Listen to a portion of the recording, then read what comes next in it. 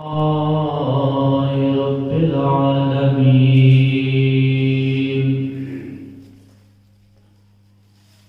والعاقبة للمتقين والصلاة والسلام على سيد الأنبياء والمرسلين أما بعد فأعوذ بالله من الشيطان الرجيم بسم الله الرحمن الرحيم يا أيها الناس قد جاءكم برهان من ربكم وأنزلنا إليكم نورا مبينا صدق الله مولانا العظيم وصدق رسوله النبي الكريم الأمين إن الله وملائكته يصلون على النبي يا أيها الذين آمنوا صلوا عليه وسلموا تسليما بارز بلد پلیجی صلی اللہ علیہ یا رسول اللہ وسلم علیک یا حبیب اللہ بولتے ہیں سنگریزے بولتے ہیں سنگریزے اشارے سے عقاب کے اشارے سے میں نے دیکھے ہیں شجر جلتے آقا دیکھے ہیں شجر جلتے آقا آپ کے اشارے سے آقا آپ کے اشارے سے عرض کی صحابہ نے آپ کھارا کھارا ہے عرض کی صحابہ نے آپ کھارا کھارا ہے کنویں ہو گئے میٹھے آقا کنویں ہو گئے میٹھے یارو کنویں ہو گئے میٹھے آپ کے اشارے سے مل کے پڑھو بولتے ہیں سنگریزے آقا بولتے ہیں سنگریزے آپ کے اشارے سے آقا آپ کے اشارے سے آقا آپ کے اشارے سے میں نے دیکھے ہیں شجر جلتے آقا دیکھے ہیں شجر جلتے آپ کے اشارے سے آقا آپ کے اشارے سے تمام حمد و ثنا آقا رب الجلال کی بابرکت ذات کے لیے جو خالق کائنات مالک ششتیات آقا رب العزت کی حمد و ثنا کے بعد نبی مکرم شفیع معظم رب کے پیارے امت کے سہارے رب کے محبوب دانائے خجوب صاحب علم نشرح صاحب لوح قلم صاحب قاب قوسین فخر آدم و بنی آدم وارث تکمیل عالم معصوم آمینہ احمد مجتبی محمد مصطفیٰ صلی اللہ علیہ وسلم کے حضور ناز اپنی عقیدتوں کا، محبتوں کا خراج پیش کرنے کے بعد نہایت واجب الاحترام میرے بزرگ دوست احباب، السلام علیکم ورحمۃ اللہ وبرکاتہ۔ اللہ تعالیٰ کی بارگاہ میں دعا التجا ہے کہ رب تعالیٰ میری زبان پر کلمات الحق جاری فرمائے اور مجھ سمیت تمام سننے والوں کو اس پر عمل کی توفیق عطا فرمائے۔ جو آیت بینات تلاوت کرنے کا شرف اللہ رب العزت نے مجھے عطا فرمایا، یا ایھا الناس قد جاءکم برہان من ربکم وانزلنا الیکم نورا مبینا۔ اللہ ارشاد فرماتا ہے کہ لوگوں، بے شک تمہارے پاس تمہارے رب کی طرف سے واضح دلیل آ گئی اور ہم نے تمہاری طرف روشن نور نازل کیا۔ مفسرین جب اس کی تفسیر کرنے لگے تو بہت سارے مفسر فرماتے ہیں کہ اس میں جو لفظ برہان ہے، اس سے مراد اللہ رب العزت کا قرآن مجید فرقان حمید ہے۔ اور بہت سارے مفسر فرماتے ہیں کہ اس برہان سے مراد آمنہ کا لال، زہرا کا بابا، حسنین کا نانا، ہر امتی کی فریاد سننے والا، ہر امتی کا خیال رکھنے والا رب کا پیارا حبیب محمد مصطفیٰ کی ذات ہے۔ آج جو میرے موضوع رکھنے کا ارادہ تھا اس سے تھوڑا ہٹ کر معجزات مصطفیٰ صلی اللہ علیہ وسلم پر کچھ گزارشات بات کرنے کی کوشش کر رہا ہوں، اور دعا اس مالک کی بارگاہ میں حضور کے طفیل کہ اللہ تعالیٰ میری حاضری کو اپنی بارگاہ میں شرف قبولیت عطا فرمائے۔ معجزہ سن لیں، اللہ تعالیٰ نے ہر نبی کو معجزہ دیا، کسی کو کتنے دیے، کسی کو کتنے دیے، لیکن جب اپنے حبیب کی باری آئی تو پھر حبیب پر لمٹ نہیں لگائی۔ جب حبیب کو دنیا میں جلوہ گر فرمایا تو پھر حبیب کو معجزہ بنا کر تشریف لے آئے۔ اللہ نے پھر اپنے حبیب کو معجزہ بنا کر بھیجا، وہ معجزہ بن کر آئے۔ دوسرے نبی آئے تو معجزے ملتے رہے، میرے نبی جب تشریف لائے تو خود معجزہ بن کر تشریف لائے۔ معجزہ ہوتا کیا ہے؟ خلاف فطرت، خلاف عادت، جو بالکل ذہنوں سے ہٹ کر بالا تر بات ہو۔ جب وہ کسی نبی سے ہو خلاف عادت بات، خلاف معمول بات، تو اس کو معجزہ کہتے ہیں۔ جس طرح حضور کا چاند کے 2 ٹکڑے کر دو، عقل تسلیم نہیں کرتی، لیکن یہ نبی کا معجزہ ہے۔ جس طرح انگلیوں سے چشمے جاری کر دینا نبی کا معجزہ ہے، عقل تسلیم نہیں کرتی۔ جس کو عقل تسلیم نہ کرے اور وہ نبی سے صادر ہو، نبی سے ہو، تو وہ معجزہ کہلاتا ہے۔ اور اگر وہ شخص نبی نہ ہو، اللہ کا نیک بندہ ہو، صالحین ہو، اولیاء اعظام ہو، پرہیزگار ہو، برگزیدہ بندے ہو، نیک و صالح انسان ہو، اس سے جب یہ چیز صادر ہوتی ہے تو پھر اس کو معجزہ نہیں، اس کو کرامت کہا جاتا ہے۔ یہ معجزہ اور کرامت میں فرق ہے کہ اللہ کی نبوت کا اعلان کرنے کے بعد نبی، جب نبوت کے اعلان کے بعد اگر اس سے کوئی خلاف عقل بات، خلاف فطرت بات، خلاف عادت اور خلاف معمول بات کے صادر ہو اور ہو تو پھر اس کو معجزہ کہا جاتا ہے، اور ولی سے ہو تو اس کو کرامت کہا جاتا ہے۔ اب ذرا غور کریں، قرآن مجید فرقان حمید میں اللہ تعالیٰ نے جتنے بھی معجزات کا ذکر کیا اور نبیوں کو رب نے معجزات عطا فرمائی، اللہ تعالیٰ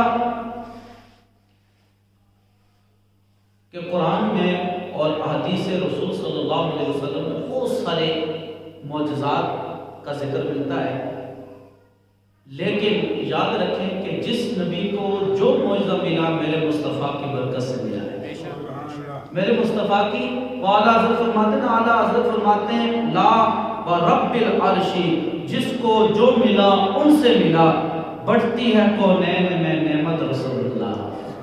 اعلیٰ حضرت فرماتے ہیں جس کو بھی جو کچھ ملا وہ میرے مصطفیٰ کی بدولت ملا، اور خود کہا نعمتیں بانٹتا جس سمت وہ ذیشان گیا، نعمتیں بانٹتا جس سمت وہ ذیشان گیا، کہ اللہ رب العزت کا حبیب جس طرف بھی رخ کیا اللہ تعالیٰ نے نعمتوں کے انبار اس طرف لگا دیے۔ حضور مدینے میں نعمتیں مدینے میں، حضور مکہ گئے مکہ میں تھے نعمتیں مکہ میں، حضور جہاں تشریف لے گئے اللہ تعالیٰ کی نعمتوں کا نزول ہوتا رہا، اس لیے کہ اللہ تعالیٰ کا مقصد یہ تھا کہ یہ مرضی یہ تھی کہ جہاں جہاں میرا حبیب جائے اللہ کی رحمتیں، اللہ کی برکتیں، اللہ کی نعمتیں حبیب کے صدقے ان لوگوں پر نازل ہوتی رہی۔ تو اعلیٰ حضرت نے بھی یہی فرمایا بڑھتی ہے کونین میں نعمت رسول اللہ کی۔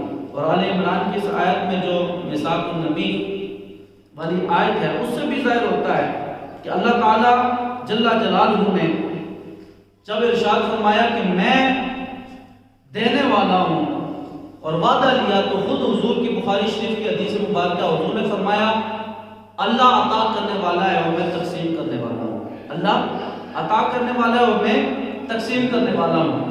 اب عطا کرنے والے کی بھی کوئی حد نہیں اور آگے تقسیم کرنے والے کی بھی کوئی حد نہیں۔ جس طرح عطا کرنے والا بے حد دے رہا ہے، اسی طرح تقسیم کرنے والا لامحدود تقسیم کرتا جا رہا ہے۔ اب دیکھیں نبی کریم صلی اللہ علیہ وسلم اور دیگر انبیاء کے درمیان معجزات میں فرق بھی تو ہے۔ اب اگر ایک معجزہ، پہلا فرق دھیان کر لیں معراج کے حوالے سے، تو اللہ تعالیٰ نے حضرت ابراہیم کو بھی معراج فرمائی، لیکن حضرت ابراہیم کی معراج اور آمینہ کے پیارے لال اللہ کے پیارے حبیب محمد مصطفیٰ کی معراج میں بہت فرق ہے۔ حضرت ابراہیم کی معراج کی بات آئی تو میرے رب نے زمین پر کھڑے کھڑے اپنے خلیل کو آسمانوں کے سارے حجابات و پردے اٹھا کر آسمان و زمین کی تمام نشانیاں دکھا دی، اور جب باری آئی اپنے حبیب کی تو پھر سوتے ہوئے جگا کر فرمایا آؤ اللہ تمہارے دیدار کا مشتاق ہے۔ پھر یہاں سے لے گئے تو یہاں پر ابراہیم کو کھڑے کھڑے دیدار کرایا جا رہا ہے، اور وہاں پر مصطفیٰ صلی اللہ علیہ وسلم کو بلا کر آسمان و زمینوں کی سیر کروائی جا رہی ہے۔ پھر حضرت موسیٰ کو دیکھیں، حضرت موسیٰ کلیم اللہ ہیں، جب چاہیں اللہ سے کلام فرماتے ہیں، لیکن جانے کوئی طور پر جانا پڑتا ہے اور کلام فرماتے ہیں، اور پھر عرضیاں پیش کر رہے ہیں ارانی ارانی یا رب العالمین مجھے اپنا دیدار کروا، آواز آتی ہے لن ترانی، اور یہاں پر جب حبیب کی باری آئی تو خالی کلام نہیں فرمایا بلکہ پھر اتنا قریب بلایا، فرماتے ہیں قرآن میں ذکر ہے، قرآن کہتا ہے کہ اتنے قریب ہوئے جس طرح دو کمانوں کے درمیان فاصلہ، بلکہ اس سے بھی کم فاصلہ اللہ اور اس کے حبیب کے درمیان رہ گئے۔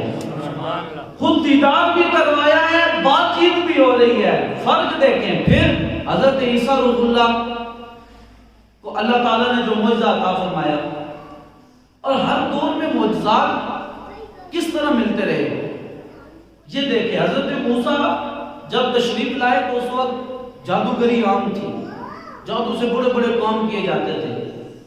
اللہ رب العزت نے آپ کو ید اللہ والا ہاتھ عطا فرمایا، جو آپ اپنے چھاتی مبارک سے ایسے نکالتے تو روشن ہو جاتا، جس کی چمک سے پورا علاقہ روشن ہو جاتا، جس کی چمک جیسی کوئی چمک نہیں۔ پھر آپ کو ایک آسا عطا فرمایا، جب آپ کہتے سارے جادوگروں کے سارے جادو ختم ہو گئے، وہ سارے سجدے میں گر گئے، اور حضرت موسیٰ سے عرض کرنے لگے ہمیں بھی اس معبود وحدہ لا شریک کا کلمہ پڑھا دیجیے۔ پھر حضرت عیسیٰ کی باری آئی تو پھر اللہ تعالیٰ نے کون سا معجزہ عطا فرمایا؟ طب کے ماہرین تھے حضرت عیسیٰ کے دور میں، جو بیماری ہوتی اس کا علاج ڈھونڈ نکالتے۔ پھر اللہ تعالیٰ نے پھر اپنے حبیب اپنے پیارے عیسیٰ کو بھی، جو عیسیٰ روح اللہ کا لقب عطا فرمایا، اس حضرت اپنے عیسیٰ کو بھی، اپنے نبی کو وہ معجزہ عطا فرمایا کہ مادر ذات اندھے جو پیدائشی اندھا پیدا ہو اس کی آنکھوں پر ہاتھ پھیرتے اللہ تعالیٰ اس کو آنکھیں عطا فرما دیتا۔ پھر کیا ہوا؟ پھر وہ کوڑ کی بیماری، آپ ہاتھ مبارک دست مبارک پھیرتے تو اس سے شفا یاب لوگ ہو جاتے۔ پھر مردہ زندہ کرنا، یہ اللہ تعالیٰ کا خاص معجزہ حضرت عیسیٰ کو جو رب نے عطا فرمایا کہ مردے کو زندہ کرنے کا معجزہ اللہ نے حضرت عیسیٰ کو عطا فرمایا۔ یہ سارے موسیٰ کے معجزے، حضرت عیسیٰ علیہ السلام کے معجزے، وہ جادوگری کے عروج، میرے رب تعالیٰ نے جب اپنے حبیب کی باری آئی تو کہا وہ جادو سے اپنے اپنے سانپ بناتے ہیں، فلاں فلاں کام کرتے ہیں، اور لوگ ان کے رغبت ہو جاتی ہے لوگوں کی ان کی طرف، لیکن حبیب تمہیں ایسا معجزہ عطا کروں گا، تم زمین پر کھڑے ہو کر جب آسمان کی طرف انگلی کا اشارہ کرو گے، تمہاری انگلی کے اشارے سے میں چاند کے 2 ٹکڑے کر دوں گا۔ جب انگلی کے اشارے سے چاند کے 2 ٹکڑے ہوئے، اس دور میں بھی جتنے جادوگر تھے کہا یہ جادو کا معاملہ ہے ہی نہیں۔ جو لوگ کہتے ہیں نا نعوذ باللہ نبی محمد جادوگر ہے، نا جادو کا معاملہ ہی نہیں۔ جادو کا سلسلہ تو دنیا میں چلتا ہے، جس کی آسمانوں تک رسائی ہے وہ اللہ کا حبیب ہی ہو سکتا ہے، اللہ کا رسول ہی ہو سکتا ہے۔ پھر بیماروں کو شفا میرے مصطفیٰ کے لاب دان میں رکھ دی۔ حضرت قتادہ آنکھ ہتھیلی پر رکھ کر لے آتے ہیں، کہتے ہیں یا رسول اللہ آنکھ نکل گئی، کہا چاہتے کیا ہو؟ یا رسول اللہ جیسی پہلی تھی ویسی چاہتا ہوں۔ میرے مصطفیٰ نے لاب دان لگایا، آنکھ حضرت قتادہ کی اپنی جگہ پہ لگا دی۔ وہ کہتے ہیں پہلے میں آنکھ سے جہاں تک دیکھتا تھا، جب مصطفیٰ کی برکت سے لاب دان لگا اس سے دور دیکھنے لگ گیا، اسے دور دیکھنے لگ گیا۔ پھر پانی میں لاب دان اپنا ڈالتے، پانی میٹھا ہو گیا۔ یہ سارے معجزات میرے رب نے اپنے حبیب کو عطا فرمائے، اور پھر خود حبیب کو معجزہ بنا کر بھیجا، کہا محبوب جس نبی کو جتنے معجزے دیے تیری برکت سے دیے، تیرے توسل سے دیے ہیں، اور تجھے خود معجزہ بنا کر بھیجا تاکہ دنیا جان جائے کہ اس حبیب کو بنایا ہے اور اس حبیب کی خاطر پوری کائنات کو تخلیق فرمایا۔ اب اللہ رب العزت نے، وہ کہتے ہیں نا کہ حسن یوسف دم عیسیٰ ید بیضا داری، حسن یوسف دم عیسیٰ ید بیضا داری، آنچائے خوبا ہما دارن تو تنہا داری۔ فرمایا کہ یوسف کا حسن، عیسیٰ کا دم، اور ید موسیٰ جو موسیٰ کا چمکتا ہوا ہاتھ، کہا ہر چیز نبیوں کی ولا ہے، لیکن جو اپنے حبیب کو رب نے عطا فرمائی ہے وہ سارے نبیوں کے معجزات کو جمع کر کے اپنے حبیب کو معجزہ بنا کر بھیجا ہے۔ اسی لیے اعلیٰ حضرت نے کہا سب سے اولا ہو اعلیٰ ہمارا نبی، سب سے بالا ہو اعلیٰ ہمارا نبی، خلق سے اولیاء، اولیاء سے رسول، اور رسولوں سے اعلیٰ ہمارا نبی، اور رسولوں سے اعلیٰ ہمارا نبی، اور رسولوں سے اعلیٰ ہمارا۔ اور کون دیتا ہے دینے کو منہ چاہیے، کون دیتا ہے دینے کو منہ چاہیے، دینے والا ہے سچا ہمارا نبی، دینے والا ہے سچا ہمارا نبی، ہمارا نبی۔ خلاف عادت بات معجزہ ہے، جو نبی سے صادر ہو اور عادت نہ مانے، فطرت نہ تسلیم کرے، عقل تسلیم نہ کرے، وہ معجزہ ہے۔ اب دیکھیں غزوہ خندق کے دوران سارے صحابہ بھوک کی شدت سے تڑپ رہے ہیں، خندق کھودی جا رہی ہے، ایک پتھر ایسا آ جاتا ہے، مفہوم بیان کرو، ایک پتھر ایسا آ جاتا ہے کہ نبی کریم صلی اللہ علیہ وسلم کے صحابہ بڑا زور لگا رہے ہیں، لیکن اس پتھر کو توڑنے میں ناکام ہیں، بڑی کوشش کر رہے ہیں، پتھر ٹوٹ نہیں رہا۔ عرض کی گئی بارگاہ مصطفیٰ میں، یا رسول اللہ صلی اللہ علیہ وسلم بھوک کی شدت بھی ہے، پیاس کی طلب بھی ہے، لیکن یہ پتھر ٹوٹنے کا نام نہیں لے رہا۔ میرے مصطفیٰ صلی اللہ علیہ وسلم اٹھے، آپ جب اٹھے تو مشہور صحابی حضرت سیدنا جابر وہ فرماتے ہیں کہ جب نبی کریم صلی اللہ علیہ وسلم اٹھے تو 3 دن سے آپ فاقے پر تھے، 3 دن سے آپ نے کچھ کھایا نہیں تھا۔ جب نبی کریم صلی اللہ علیہ وسلم اٹھے اور اس جگہ پر پہنچے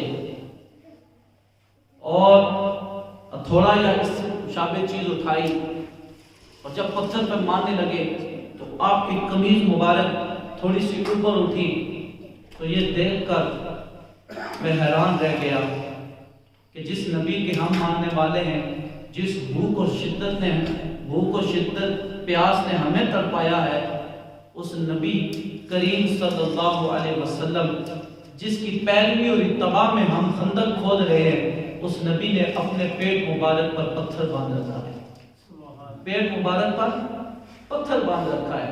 حضرت جابر کہتے ہیں میرے رونگٹے کھڑے ہو گئے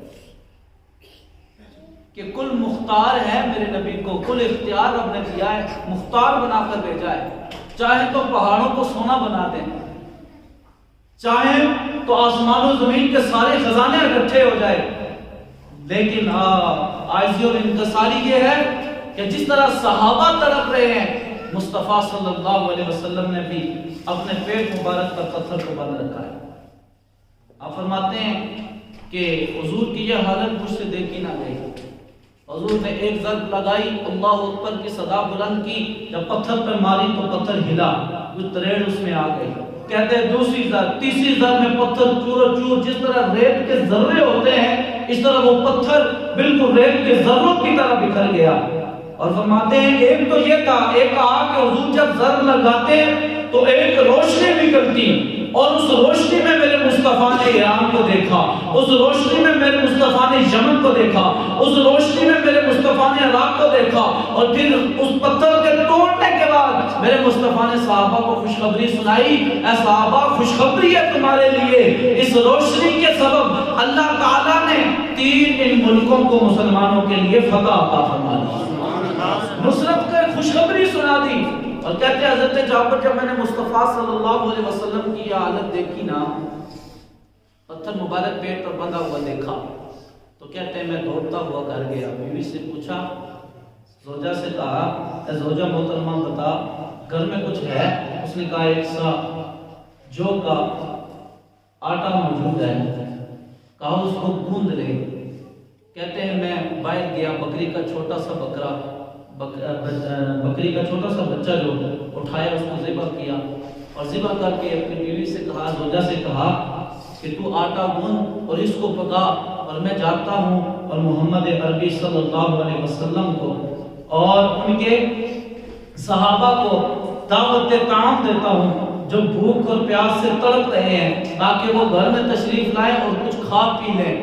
جب کہتے ہیں کہ میں زوجہ سے کہہ کر نکلنے لگا تو زوجہ نے پیچھے سے آواز دی، کہا تو آٹا بھی دیکھ رہا ہے، تو بکری کے بچے کی حالت بھی دیکھ رہا ہے، اور تجھے پتہ ہے کہ یہ کتنوں کو پورا ہو جائے گا۔ مصطفیٰ کے کان میں بات کہنا اور کہنے کے ساتھ یہ بھی کہنا کہ تھوڑا اہتمام ہے، کچھ صحابہ کو ساتھ لے کر آئیں۔ حضرت جابر دوڑتے ہوئے گئے، میرے کریم آقا خندق کی جگہ پر موجود ہیں، کان میں ارشاد عرضی پیش کی، یا رسول اللہ آپ کی حالت کو دیکھ کر، آپ کی بھوک کی شدت کو دیکھ کر میں نے کچھ اہتمام کیا ہے، اے یا رسول اللہ صلی اللہ علیہ وسلم آپ اور کچھ صحابہ آ جائیں اور آپ کے لیے کھانے کا اہتمام ہے۔ میرے کریم آقا نے غزوہ خندق کے موقع پر اعلان فرما دیا، اے میرے غلاموں، اے میرے صحابہ، سارے تیار ہو جاؤ، جابر نے تمہارے لیے کھانے کی دعوت کی ہے۔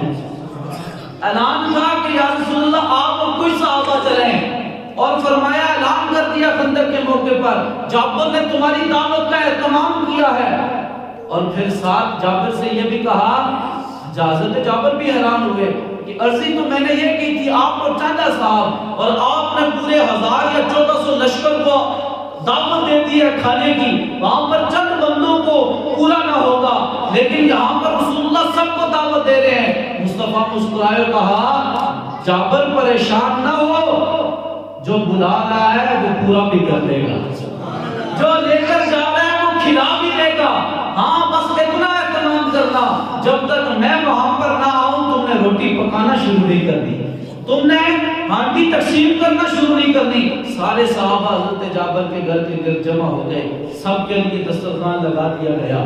نبی کریم صلی اللہ علیہ وسلم آئے، جو ایک سا جو کا آٹا تھا، میرے کریم آقا صلی اللہ علیہ وسلم نے اپنا لاب دام اس آٹے مبارک میں ڈالا، اور ان کی زوجہ سے کہا اس کو مکس کر دو۔ مکس کرنے کے بعد کہا تم اس کو پکاتی جاؤ، اور پھر اپنا لاب دان ہنڈی مبارک میں جو چولہے پر تھی اس میں ڈالا، اور کہا اس کو چولہے سے اتارنا نہیں ہے، اس سے نکالتے جاؤ اور صحابہ کو کھلاتے جاؤ۔ اب سنیں، روایت تو اتنی طویل نہیں ہے. اب صحابہ کرام حضرت جابر کی زوجہ روٹیاں پکائی جا رہی ہے، سالن ڈالے جا رہی ہے، صحابہ کھائے جا رہے ہیں. کتنے صحابہ؟ روایات میں آتا ہے 1000 صحابہ. کتنے؟ 1000 صحابہ. ایک روایت میں آتا ہے 1400 صحابہ.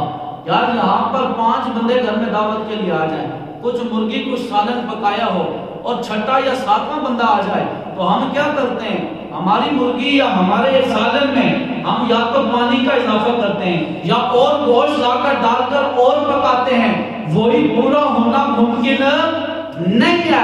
لیکن یہاں پہ خلاف فطرت بات ہے، خلاف عادت بات ہے، خلاف معمول بات ہے. کہا تم پکائے جاؤ. جب سالن ڈالے جائے وہ ڈالتے جا رہے ہیں، صحابہ کھاتے جا رہے ہیں. سارے صحابہ نے پیٹ بھر کر کھانا کھا لیا، روٹی بھی پکائی جا رہی ہے اور سالن بھی ڈالا جا رہا ہے. کہتے ہیں میرے مصطفیٰ نے بھی تناول فرمایا، گھر والوں نے بھی کھانا کھا لیا، ابھی تک روٹیاں پک رہی تھی اور چولہے پر سالن ابل رہا تھا. میں حیران ہوں اور حیران تو آپ بھی ہیں کہ یار ایسا کیسے ممکن ہے کہ چھوٹی سی ہنڈیا ہو اور اس میں بکری کا چھوٹا سا بچہ پکایا گیا ہو. یہاں پہ تو دعوت ولیمہ یا دعوت شادی پہ جائیں تو منوں کے حساب سے گوشت پکتا ہے، پھر بھی تھوڑا ہونے کا خطرہ لگا رہتا ہے. ایک دو دے کے فالتو ہی پکواتے ہیں سارے کہ یار تھوڑا نہ ہو جائے، بےزتی نہ ہو جائے. اور یہاں پر حیران کن بات یہ ہے، چلو سالن تو ابل رہا تھا، مجھے بتائیں 1500 صحابہ کو روٹی پکا کر کھلانا کوئی آسان کام تھا؟ کوئی آسان کام ہے؟ خلاف عادت بات ہے کہ نہیں؟ عقل تسلیم کرتی ہے؟ یہاں پہ 5 سے 10 یا 50 آ جائیں، یار 50 مہمان گھٹے آ جائیں اور گھر میں پکانے والی ماں بہن بیٹی ایک ہو، دیر بھی لگتی ہے، دشواری بھی ہوتی ہے، مشکل بھی ہے. لیکن حیران کن بات یہ ہے کہ میرے مصطفیٰ کی برکت، دعائے برکت جو تھی وہ خالی ہنڈیا اور آٹے میں نہیں تھی. کہا اے جابر کی زوجہ تو پکائے جا، تیرے پکانے میں بھی اللہ تعالیٰ مدد فرماتا ہے. تو پکا، تیرے پکانے میں بھی برکت ہے، تیرے آٹے میں بھی برکت ہے، تیری ہانڈی میں بھی برکت ہے. جب سارے کھا کر چلے گئے ابھی تک ہانڈی بھی موجود تھی اور آٹا بھی اسی طرح موجود تھا. پھر میرے کریم آقا نے ایک اور حکم ارشاد فرمایا، اے جابر جا ساری ہڈیاں جمع کر کے میرے سامنے لے آ. بکری کی گوشت کی جتنی ہڈیاں ہیں ساری جمع کر کے میرے سامنے لے آ. جب آپ کے سامنے لائے گئی میرے کریم آقا نبی رحمت صلی اللہ علیہ وسلم نے کچھ کلمات فرمائے. حضرت جابر کہتے ہیں کہ آواز بلند نہیں تھی، آواز اس قدر دھیمی تھی، آہستہ تھی کہ میں وہ کلمات سن نہ پایا. وہ دعا فرمانے کے بعد میرے کریم نے وہ جو حضرت عیسیٰ کو رب نے معجزہ عطا فرمایا ہوا ہے کہ ہاتھ پھیلے تو مادہ زادہ اندھا جو ہے، جو پیدائشی اندھا ہو اس کو رب آنکھیں عطا فرما دے. وہ عیسیٰ جس کو رب نے یہ معجزہ عطا فرمایا ہے، وہ ان کی بیماری میں مبتلا شخص اگر ان کی بارگاہ میں آ جائے، ہاتھ پھیلے تو وہ شفا یاب ہو جائے. وہ حضرت عیسیٰ کا معجزہ یاد کریں کہ میرے رب نے انہیں مردہ زندہ کرنے کی جو طاقت رب نے عطا فرمائی تھی. وہ کہتے کن باذن اللہ، اللہ کے حکم سے اٹھ جا، وہ مردہ زندہ ہو جاتا اور کلمہ پڑھنا شروع کر دیتا. یہ معجزہ حضرت عیسیٰ کو رب نے عطا فرمایا. حضرت جابر سے کہا بکری کی ہڈیاں جمع کر لو. جب دسترخوان پر جمع کر لی، وہ ید اللہ والا ہاتھ، وہ اللہ کا پیارے حبیب کا ہاتھ جس کو شفائے برکت بھی کہتے ہیں، وہ جسے ہاتھ سے برکت والا، رحمت والا، کرم والا، فضل والا، عطا والا، برکتوں والا ہاتھ جب میرے مصطفیٰ نے ان ہڈیوں کا پھیرا، حضرت جابر کہتے ہیں پہلے ہی حیران تھا 1500 صحابہ 1400 صحابہ میں لنگر کیسے پورا ہو گیا. اور یہ حیران کن بات اور ہو گئی کہ میرے مصطفیٰ نے ہڈیوں پر جب ہاتھ مبارک پھیرا تو اللہ نے ہاتھ کی برکت سے اس بکری کو ویسا ہی بنا دیا جیسا پہلے موجود تھی. ذبح کرنے سے پہلے جیسی تھی ویسی ہو گئی. میں آپ بھی حیران، میں بھی حیران، عقل تسلیم نہیں کرتی ہڈیاں جمع کر کے یہ کیسے ہو گیا. لیکن معجزہ ہے جو رب نے اپنے حبیب محمد مصطفیٰ کو عطا فرمایا. محمد مصطفیٰ کو عطا فرمایا ہے. اور اب یہاں پر ذرا غور کریں، برکت کہاں کہاں گئی، معجزہ کہاں کہاں ظاہر ہوتا ہے۔ اب حکم تو یہ ہے، بخاری میں بھی حدیث ہے کہ جب آپ کو دعوت ہو کھانے کی تو آپ اکیلے جاؤ، اکیلے کی ہے تو اکیلے جاؤ، 2 کی ہے 2 لے کے جاؤ، 3 کی ہے 3 لے کے جاؤ، 4 کی ہے 4 لے کے جاؤ۔ ایسا ممکن نہیں ہے۔ ایک حدیث بھی ملتی ہے کہ ایک جگہ دعوت کی گئی، ساتھ رسول اللہ کے کچھ اصحاب بھی چل پڑے۔ جب آپ وہاں پر پہنچے تو اہل جو دعوت دینے والے تھے، گھر والے تھے، حضور نے فرمایا کہ تم نے فلاں فلاں کو دعوت دی تھی، یہ اشخاص بھی ساتھ ہیں، ان کو اجازت ہے اندر آنے کی؟ تو کیونکہ وہ رسول اللہ کے ساتھ گئے تھے تو صحابہ نے عرض کی یا رسول اللہ، جو آپ کے ساتھ آئے سر آنکھوں پر، کیونکہ وہ آپ کے ساتھ آئے ہیں، آپ بھی ہمارے مہمان ہیں اور یہ بھی ہمارے مہمان ہیں۔ حکم یہی ہے کہ جس کو جتنی دعوت دی جائے اس حساب سے جائے۔ ایک بندے کی دعوت ہے، ایک جائے گا، 4 تھے 5 6 7 لے کر دی جائے گا، یہ شریعت کا قانون ہے۔ لیکن یہاں پر بالکل الگ تھلگ بات ہوئی۔ حضرت جابر نے کان میں کہا یا رسول اللہ، آپ اور کچھ اشخاص، میرے مصطفیٰ نے اعلان فرما دیا کہ سب کی دعوت جابر کر رہا ہے اور تم سارے چلو حضرت جابر کے گھر، دعوت طعام ہے، دعوت طعام ہے، سالوں نے وہاں پر کھانا کھانا ہے۔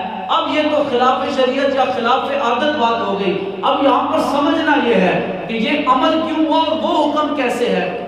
جب بھی کسی کے گھر دعوت پہ جائے، جتنی دعوت ہے اس حساب سے جائیں، 1 کی 1، 2 کی 2، 3 کی 3، اسی حساب سے جانا ہے۔ لیکن آگے دیکھنا ہے، جانے سے اگر اس کے طعام میں، اس کے اہتمام میں کمی آ رہی ہے تو پھر تم زیادہ لے کر نہیں جا سکتے، لیکن تمہارے جانے سے اس کی کمی نہیں، اس کے کھانے میں کمی نہیں ہو رہی بلکہ زیادتی ہو رہی ہے، وہ بڑھ رہا ہے، تو پھر تم چاہے جتنے مرضی لے جاؤ، کیونکہ اس کے کھانے میں رب نے برکت ڈال دی ہے۔ یہاں مصطفیٰ نے اعلان فرمایا جابر نے تمہاری دعوت طعام کی ہے، کھانے کی دعوت کی ہے، کہا جابر جتنا تم کر سکتے تھے، ایک سا جو تم پکا سکتے تھے تم نے پکایا، ایک بکری کا بچے کا اہتمام تم کر سکتے تھے تم نے کیا، مجھے بھی رب نے اپنا حبیب بنایا ہے، اس پہ دوائے برکت کروں گا، اللہ تعالیٰ تمہارے جو کے آٹے میں بھی برکت ڈالے گا، تمہارے بکری کے بچے کے گوشت میں بھی برکت ڈال دے گا۔ پھر برکت ایسی ڈالی، بکری بھی واپس عطا ہو گئی، آٹا گندے کا گندہ وہیں پر ایسا ہی رہا۔ میرے مصطفیٰ کے ایک صحابی ہیں، کہتے ہیں ہم ایک سفر میں تھے، سفر میں جا رہے تھے کہ زیادہ راہ جتنا بھی تھا وہ ختم ہو گیا۔ صحابہ نے عرض کی یا رسول اللہ، حکم ارشاد فرمائیں تو ایک آدھ سواری ذبح کریں اور اس کا کھانا پکائیں اور تقسیم کریں۔ جب رسول اللہ صحابہ کی حالت دیکھ کر راضی ہونے لگے تھے، امیر المومنین حضرت عمر بن خطاب نے عرض کی یا رسول اللہ صلی اللہ علیہ وسلم، اگر یہ سواری ذبح کر دی تو یہ کھائیں گے، آگے چل کر پھر بھوک تر پائے گی، پھر سواری ذبح کریں گے، پھر کھائیں گے، تو یا رسول اللہ مجھے گمان ہے، مجھے خوف ہے کہ جب ہم دشمنوں کے سامنے جائیں گے نہ ہمارے پیٹ میں کوئی نوالا ہوگا، نہ ہمارے لیے کوئی سواری ہوگی۔ یا رسول اللہ آپ ایک تجویز میں دیتا ہوں، اگر آپ اس کو مانیں اور اجازت عنایت فرمائیں۔ آپ عمر بولو کیا ہے؟ کہا یہ تجویز ہے کہ سارے قافلے میں اعلان کر دیا جائے جس کے پاس جو چیز ہے، پانی کا قطرہ ہے، کوئی چیز ہے، کوئی بھی چیز کھانے کی موجود ہے، ساری رسول اللہ کے سامنے دسترخوان پر لے کر آ جائے۔ پھر کہا یا رسول اللہ جب سارا سامان جمع ہو جائے جتنا بھی ہے آپ دعائے برکت فرمائیں، اللہ اپنے محبوب کی دعا کو رد نہیں کرتا، محبوب کے صدقے اس کھانے میں برکت عطا فرماتے ہیں۔ حکم ایسا ہی ہوا، حضور مسکرائے، حکم ارشاد فرمایا، ساروں نے سامان جمع کر دیا، میرے مصطفیٰ نے دعائے برکت فرمائی۔ حضرت عمر بن خطاب کہتے ہیں کہ جب رسول اللہ صلی اللہ علیہ وسلم نے دعائے برکت فرمائی، سارے صحابہ نے وہاں سے اس لنگر سے اپنا اپنا حصہ اٹھایا۔ کتنا اٹھایا؟ اعلان ہو گیا جتنے قافلے والے ہیں جتنا اپنا برتن لے کر آؤ، جتنا لے کر جا سکتے ہو لے کر جاتے رہو۔ کہتے ہیں ہر صحابی نے اپنی ضرورت کے مطابق سامان اٹھاتے رہے، سامان لیتے رہے، کھانے کی اشیاء لیتے رہے۔ حضرت عمر کہتے ہیں جب ساروں نے لے لیا تو جب میری نظر اس دسترخوان پر پڑی تو میں حیران رہ گیا، جس طرح پہلا موجود تھا دعا سے پہلے اور دعا کی برکت سے اسی طرح بعد میں بھی موجود رہا۔ میں حیران تھا یہ کیسے ہوا؟ میں آپ محبوب مسکرائے، کہا عمر تجویز تو نے دی تھی، اللہ کی بارگاہ میں اس کے حبیب نے ہاتھ پھیلائے اور اللہ نے اس دعا کو قبول فرما کر اس میں برکت عطا فرما دی ہے۔ تو یہ معجزہ اللہ تعالیٰ نے میرے حبیب کو عطا فرمائی، اور وہ معجزات ہر نبی سے منفرد، جتنے نبیوں کو جتنے معجزے عطا فرمائے، حبیب کی باری آئی تو پھر معجزہ بنا کر حبیب کو بھیجا، سارے معجزوں کا مجموعہ میرے محمد کو بنا کر بھیجا۔ حسن دیکھیں تو لاجواب، اختیار دیکھیں تو بے مثال، لامحدود اختیارات، انا آتیناک الکوثر۔ میرا رب فرماتا ہے محبوب ہم نے آپ کو خیر کثیر عطا فرمائی، آپ چاہیں تو آنکھیں دے دیں، آپ چاہیں تو زندگی دے دیں، آپ چاہیں تو ہاتھوں سے چشمے جاری کر دیں، آپ چاہیں تو بکری کے بچے کو زندہ کر دیں، آپ چاہیں تو 1500 صحابہ میں تھوڑا سا مشکیزے میں پانی پورا کر دیں، آپ چاہیں تو معراج کریں، آپ چاہیں تو موسیٰ جیسے معجزات آپ کو اللہ نے عطا فرمائے، آپ چاہیں تو چاند کے 2 ٹکڑے کریں، آپ چاہیں تو سورج کو پلٹا کر عصر کے مقام پر لے کر آئیں، آپ جو چاہیں اللہ نے آپ کو اختیار دے رکھا ہے، کیونکہ خود رب فرماتا ہے انا آتیناک الکوثر، اے محبوب ہم نے آپ کو خیر کثیر عطا فرمائی ہے۔ اللہ تعالیٰ ہمیں محبوب کی شان سمجھنے کی توفیق عطا فرمائے اور ہمارے دل میں پکی اور سچی حضور کی محبت پیدا فرمائے۔ وما توفیقی الا باللہ، تمامی حضرات سنت عطا فرمائے۔